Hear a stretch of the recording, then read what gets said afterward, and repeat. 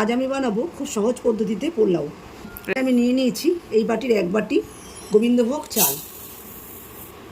এইভাবে যদি আপনারা পোলাও রান্না করেন, পোলাও হবে একদম ঝুরঝুরে আর খুব সুন্দর।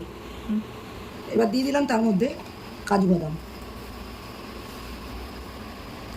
2টো তেজপাতা, একটু কিশমিশ, 1 চামচ হলুদ, শাহি গরম মশলা। এবার দেবো ঘি। এবার আমি এটাকে আমার হাতের সাহায্যে মেখে নেব।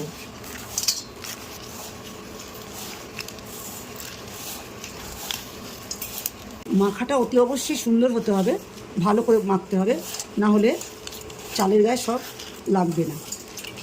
আমার দেখুন কি সুন্দর আমি মেখে নিলাম।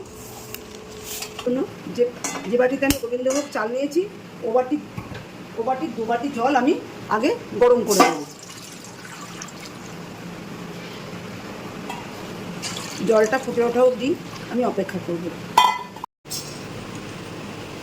এখানে আমার জলটা গরম হয়ে গেছে, জলটা আমি পাশে সরিয়ে দিলাম।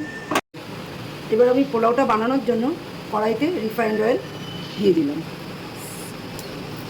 তার মধ্যে দিয়ে দেবো ঘি। এবার আমি দিয়ে দেবো এখানে গোটা গরম মশলা। এবার আমি মেখে রাখা চালটা এর মধ্যে দিয়ে দেবো।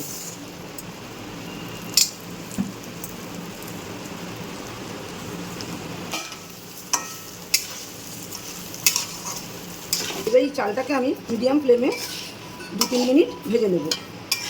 এখানে একটা কথা মনে রাখতে হবে যে পোলাওটা যখন ভাজা ভাজা হয়ে গেছে, যতটা চাল তার ঠিক ডবল জল দিতে হবে। ঠিক আছে, এটা কম বেশি হলে কিন্তু পোলাও খারাপ হয়ে যাবে। এবার আমি গরম জলটা ঢেলে দেব। এবার আমি স্বাদ মতো দিয়ে দেবো লবণ, দিয়ে দেবো স্বাদ মতো চিনি। চিনি একটু আমি বেশিই দিই, তার কারণ হলো আমার মেয়ে একটু বেশি মিষ্টি পোলাও পছন্দ করে। তোমরা তোমাদের স্বাদ মতন দিয়ে দেবে চিনি। এবার আমি এটাকে মিডিয়াম টু লো ফ্লেমে হতে দেবো 10 মিনিট।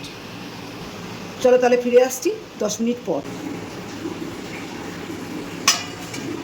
আমি তো দেখিয়ে দিচ্ছি তোমাদেরকে।